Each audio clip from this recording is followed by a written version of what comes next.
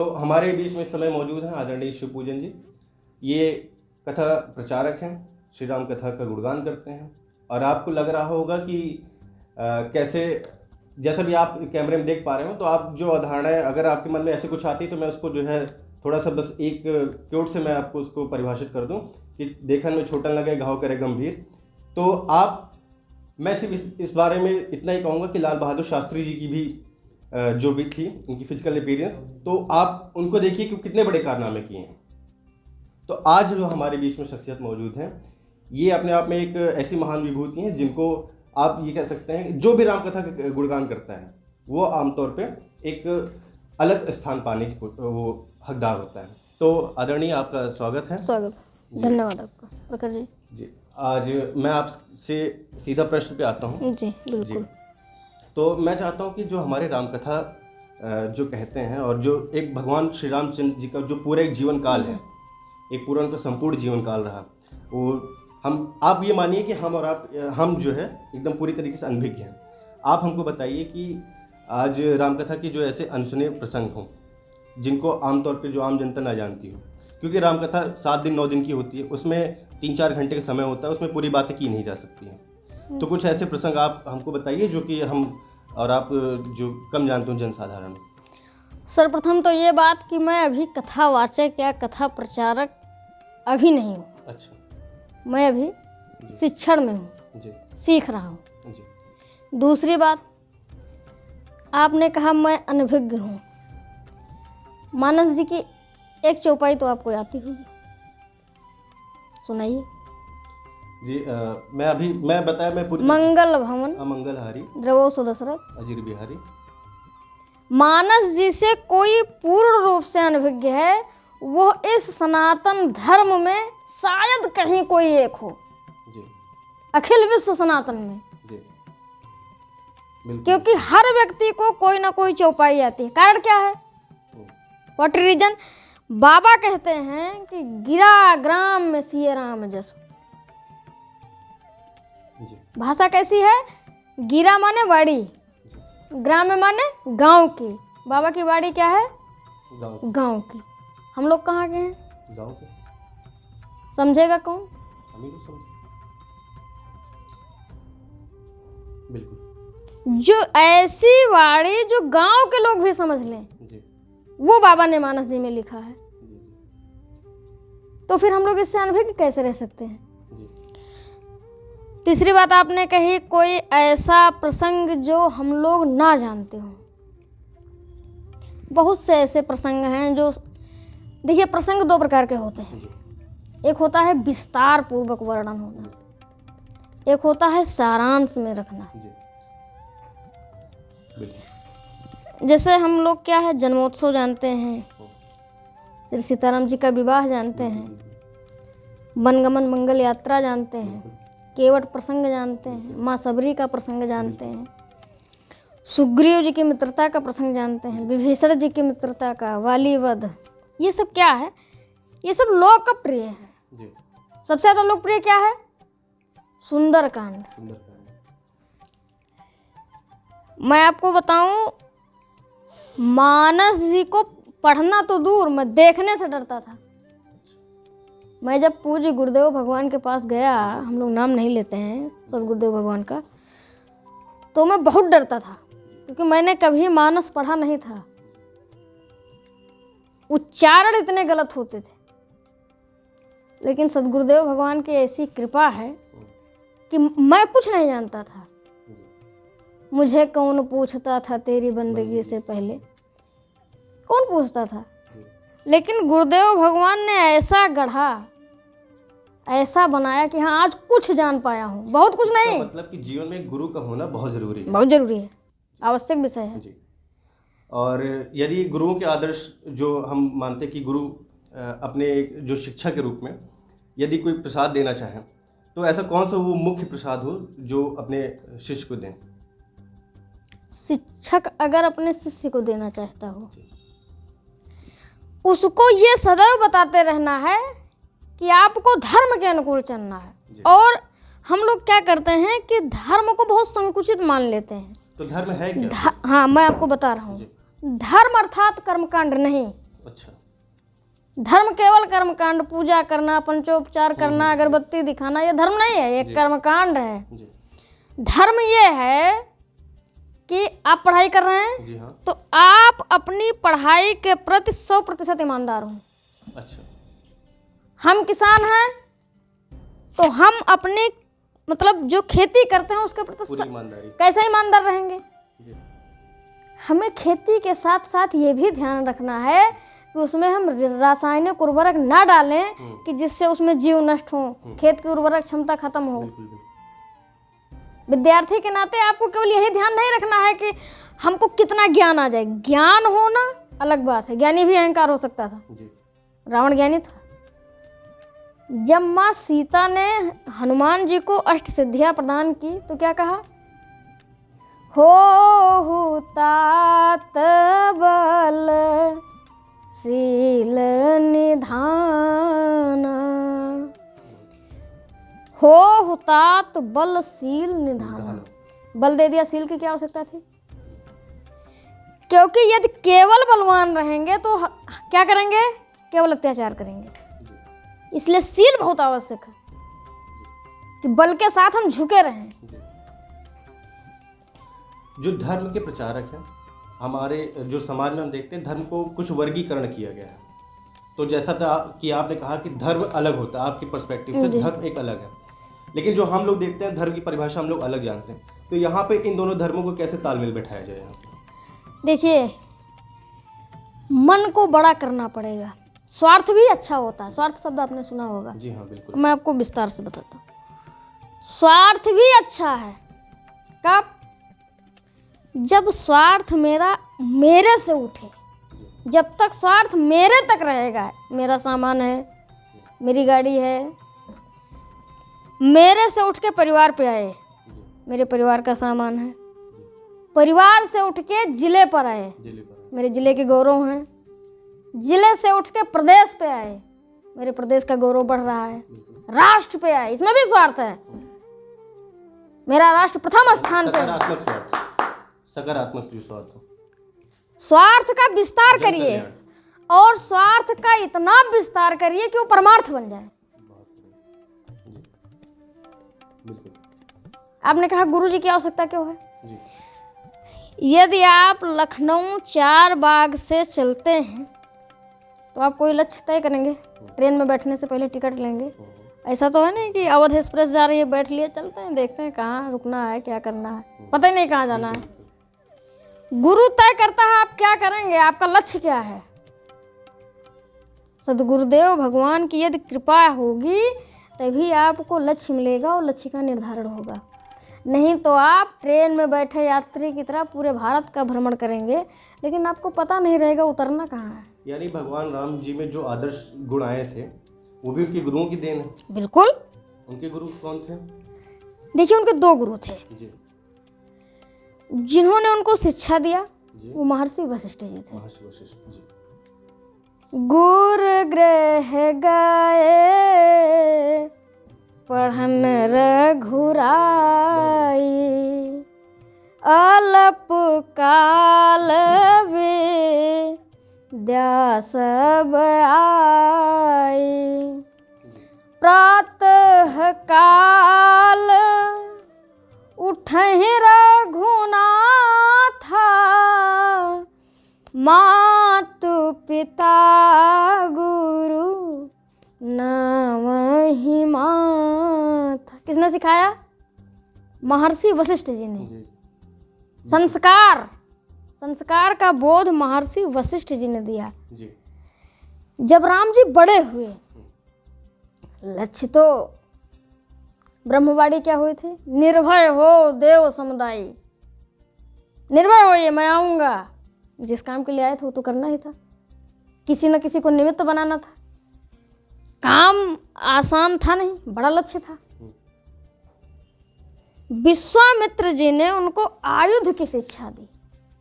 अगर हम शुद्ध भाषा में कहें तो उसको कह सकते हैं समावर्तन। बिल्कुल। क्या होता है जब हम तैयारी करके और उसको ट्रेनिंग पे जाते हैं, अप्रेंटिस क्या कहते हैं उसको? ट्रेनिंग पीरियड होता है। हाँ, इंटर्नशिप, सॉरी इंटर्नशिप।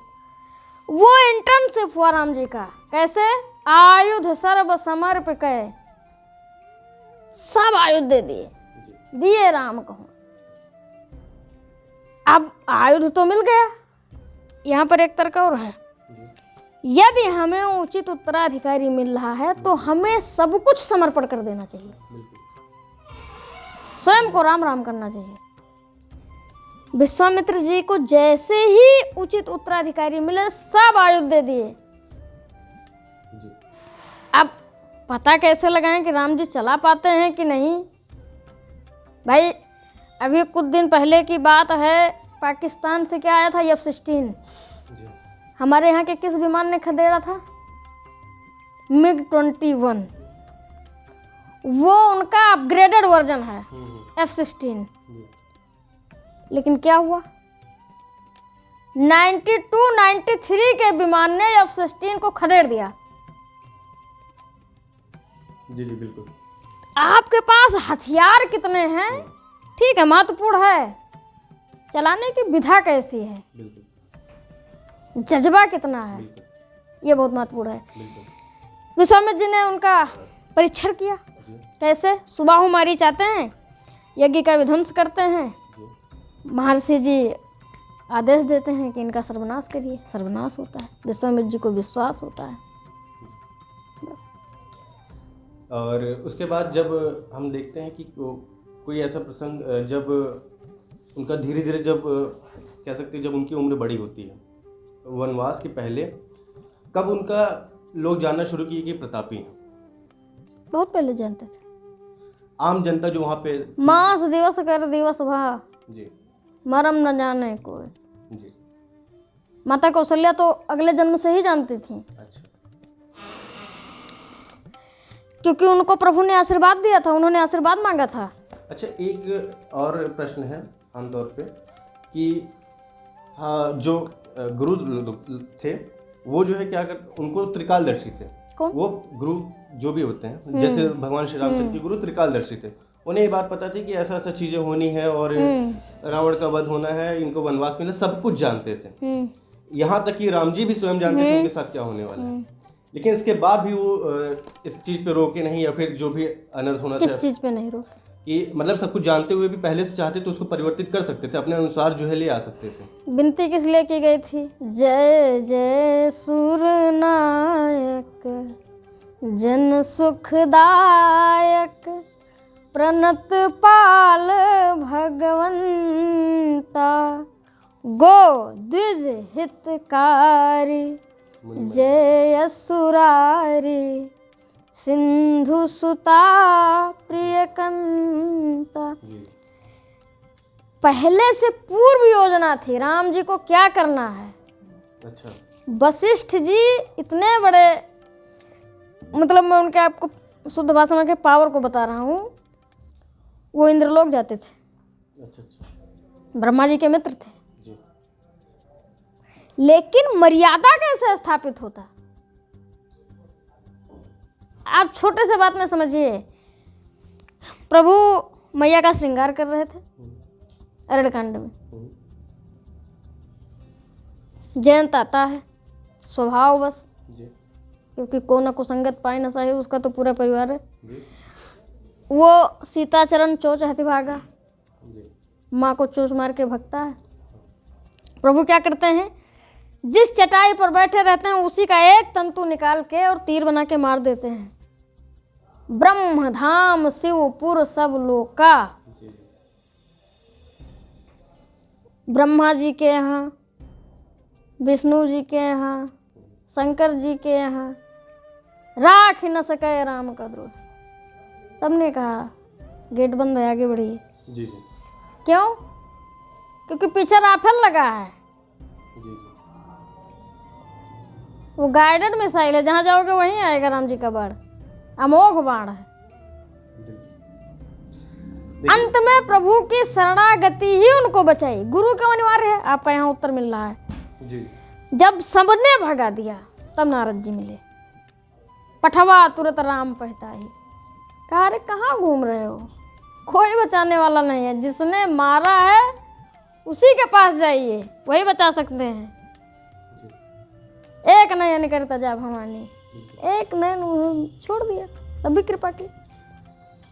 आज अब हमें लगता है हमारी वार्ता अब बहुत देर तक हो रही है और मैं अब सीधा अपने हाँ। एक और मुख्य प्रश्न पे आता हूँ कि जो हमारे आजकल की युवा है, हमने बहुत अच्छे से आपने जो जानकारी दी इसके लिए आपका धन्यवाद। और जो हमारे युवा हैं आजकल, इनके आम तौर पे ये समस्याएं होती हैं कि जब ये संकल्पित होने की कोशिश करते हैं, किसी भी एक चीज़ की दृढ़ इच्छा जब पालन उसको अपने अंदर धारण करते हैं कि अब तो ये करना है, फिर उसके बाद होता ये है कि वो कहीं पथभ्रष्ट हो जाते हैं या फिर कभी कभार उनको समझ में नहीं आता कि जीवन में सही चीज़ उनके लिए है क्या, वो करें क्या, या कभी उनसे कुछ अनर्थ हो जाता है या कुछ गलत काम कार्य हो जाते हैं। तो ऐसे में युवाओं को क्या ऐसा करना चाहिए कि वो अपने लक्ष्य के प्रति समर्पित रहें और लक्ष्य को जल्द से जल्द हासिल कर सकें? इसको भगवान श्री राम जी के आदर्श के दृष्टिकोण से बहुत अच्छा प्रश्न आपका है और मैं बहुत कम जानता हूँ जी क्योंकि जब बाबा लिखते हैं मैं बहुत कम जानता हूँ। तदपि कही गुरु बारह बारा समझ परी कछमति अनुसारा भाषा बद्ध कर्म में सोई। ये बाबा लिखते हैं कि जिन्होंने ऐसी भाषा लिख दी कि लोग अर्थ नहीं निकाल पाते, 5-6 अर्थ निकालते हैं। इसका बहुत सुंदर उदाहरण है मानस जी में, जो आपने अभी कहा कि लक्ष्य से भटक जाते हैं। शार्ट लाइन में कहें तो सनकादिक ऋषियों का ना सुने। अब आप पूछे सनकादिक ऋषि कौन है? माँ पार्वती जब भगवान शिव के लिए तपस्या कर रही थी तो बाबा ने कहा सनकादिक ऋषियों से कि एक बार परीक्षण करिए तब कैसा है। 27,000 या 28,000 वर्ष माँ ने तपस्या किया। सनकादिक ऋषि पहुँचे तो कहे बेटे किसके लिए तपस्या कर रहे हैं? माँ ने कहा कि बाबा के लिए जी। सनकादिक ऋषियों ने एक भी विधि नहीं छोड़ी, शिव जी के लिए तपस्या कर रहे हैं। भांग धतूरा खा के दिन भर नशे में पड़े रहते हैं, कपड़ा तक नहीं पहनते हैं, ना घर है ना द्वार है, दिन भर राम राम केवल जपते हैं। कहाँ आप जाएंगे कैलाश पे? खूब चढ़ाए माँ पार्वती को और कहा आप परेशान मत होइए, आपके लिए अच्छा दूल्हा खोज देता हूँ। भगवान विष्णु को श्री हरि के यहाँ जाइए, ऐश्वर्य है, कहाँ आप कैलाश में जाएंगे? खूब चढ़ाए। यदि व्यक्ति अपने लक्ष्य के प्रति पूर्ण निश्चय से नहीं, दृढ़ निश्चय से नहीं, तो वही माँ पार्वती भटक जाती। फिर ये कहते हैं कि आपने सुना कामदेव को भस्म कर दिया महादेव ने। माँ कहती हैं तुम्हारे जान काम बिजारा, अब लग शंभु रहे सविकारा, हमरे जान सदा शिव जोगी, अज अनवद्य काम भोगी। फिर माँ पार्वती जी कहती हैं कि बहुत देर कर दिया आपने, क्योंकि तपस्या करते करते करते करते इतना पक्का हो गया है मेरा निर्णय कि वो डिग नहीं रहा है। आपको पहले आना चाहिए। यानी निर्णय पक्का करने के लिए तपस्या का होना जरूरी है। तप आधार सब सृष्ट भवानी जी, बिना तपस्या के कुछ नहीं मिलेगा। तपबल विष्णु तपबल ब्रह्म रचय विधाता, सब कुछ तप से लिखा जाता है जी। बिल्कुल, और ये बहुत अच्छा आपने बताया। और कभी कभार जो युवाओं का आकर्षण होता है उसको कैसे जो है वो कम कर सकते हैं, जिनका मतलब कि भगवान श्री राम जो मानते हैं। देखिए आज हमारे देखते हैं आदर्शों को होना बहुत ज़रूरी है। हम लोग किसी एक आइडियल को मानते हैं, किसी एक आदर्श को मानते हैं, उसके नक्शे कदम पे चलने की कोशिश करते हैं। यदि कोई व्यक्ति सफल होना चाहता है तो जो आकर्षण होता है वो भी इसका एक भटकाव का बहुत बड़ा कारण है। तो इसको कैसे जो है कर आप अपना प्रश्न फिर से करिए। जो हमारे युवाओं का आकर्षण है, जैसे वो आकर्षण कारण भटकाव में आ जाते हैं, तो इसको जो कह सकते हैं इसको कैसे कम किया जा सकता है? और बस यही। अर्जुन क्या देख रहे थे? मछली की आँख, चिड़िया की। और लोग क्या देख रहे थे? बाकी पूरी चिड़िया को देख रहे थे। मछली की आँख देखिए, चिड़िया ना देखिए। वन लाइनर जी बिल्कुल। अगर हमें जीवन में कुछ प्राप्त करना है जी, तो केवल चिड़िया की आँख, मछली की आँख दिखनी चाहिए। जी बिल्कुल, पूरी मछली नहीं दिखनी चाहिए। और आखिर में सिर्फ एक प्रश्न और है, मन और विचार को मजबूत कैसे करें? बहुत बड़ी चीज़ है। अभी मैं पूरी सदगुरुदेव भगवान से चर्चा कर रहा था परसों, अच्छा। मन के ऊपर। गुरुदेव भगवान बताते रहते हैं हम लोगों को। रात में जो हम लोग सेवा में जाते हैं तो बताते हैं, जी सिखाते हैं। देखिए, मन एक ऐसा चीज है कि वो स्वयं कुछ नहीं करता। वो क्या है? वो सीएमडी है। अच्छा, सीएमडी। सीएमडी है। जी उसके वर्कर लगे हुए हैं बहुत ढंग से। जी वर्कर कौन है? 5 इंद्रियां, आँख, कान, नाक, जीभ, त्वचा। ये जो 5 ज्ञान इंद्रियां हैं, इसमें से हर व्यक्ति में एक इंद्रिय की प्रधानता होती है। किसी को समोसा बहुत अच्छा लगता है, किसी को संगीत बहुत अच्छा लगता है, एक न एक की प्रधानता रहेगी। किसी को स्पर्श बहुत अच्छा लगता है, किसी को सुगंध बहुत अच्छा लगता है। मन क्या करता है? इनके माध्यम से आनंद प्राप्त करता है। मन डायरेक्ट कुछ नहीं करता, वो सीएमडी है। इनको लगा रखा है इंद्रिय द्वार झरोखे नाना। वो इनसे कहता है आनंद दो हमको, ये सब उसको आनंद है। यदि मन को नियंत्रित करना है तो एक उपाय है। अयोध्या का ऐश्वर्य कैसा है? त्रेता में बहुत विशाल ऐश्वर्य है उनका, बहुत समृद्ध है ऐश्वर्य। कहते हैं जो सुख अयोध्या में थी वो अमरावती में नहीं थी। जी अब आप सोचिए, उस ऐश्वर्य के बीच में भरत जी नंदीग्राम में बिल्कुल। भूमि खोदकर जी नीचे तपश्चर्या करते हैं और उस ऐश्वर्य पर नियंत्रण भी रखते हैं। और ये मान कर के इसके राजा श्री रामचंद्र जी हैं। बिल्कुल। अब पूरी बात सुनिए, बात काटिए मत। मन को क्या होना चाहिए? इन दुनिया के समस्त विकारों में रहकर और संयम में रहना चाहिए, इस पर नियंत्रण भी रखना चाहिए। एक भजन है, मन की तरंग मार लो, मन की तरंग मार लो, बस हो गया भजन, मन की तरंग मार लो। ये मेरे पूज्य सदगुरुदेव भगवान का बहुत ही प्रिय भजन है, हमेशा गाते हैं। जी बहुत बहुत धन्यवाद आपका। और हमने देखा कि हमने भगवान श्री रामचंद्र के बचपन और उनके गुरु और उनके संपूर्ण जीवन काल में हल्का फुल्का प्रकाश डालने की कोशिश की है और उन पर चर्चा करने की कोशिश की। उसके बाद हमने युवाओं की जो समस्याएं थी कि जैसे लक्ष्य से भटकना और इत्यादि, मन और विचार को कैसे मजबूत करें, मन और बुद्धि में से किसका चुनाव करें जब ऐसी कोई जटिल स्थिति आती है। तो इस जो आदर्श हैं हमारे भगवान श्री राम जी के, उनका पालन करके हम लोग अपने लक्ष्य को प्राप्त कर सकते हैं, ऐसा आदरणीय जी ने बताया। और ये एक बहुत ही अच्छी वार्तालाप रही इनके साथ। आप हमें बताइएगा कि आपको कैसा लगा। और आपका सर बहुत बहुत धन्यवाद। बहुत बहुत आपका और धन्यवाद। आशा है कि आपसे फिर जल्द ही मुलाकात हो प्रभु किसी कृपा ऐसे ही करें। महत्वपूर्ण विषय पे। धन्यवाद।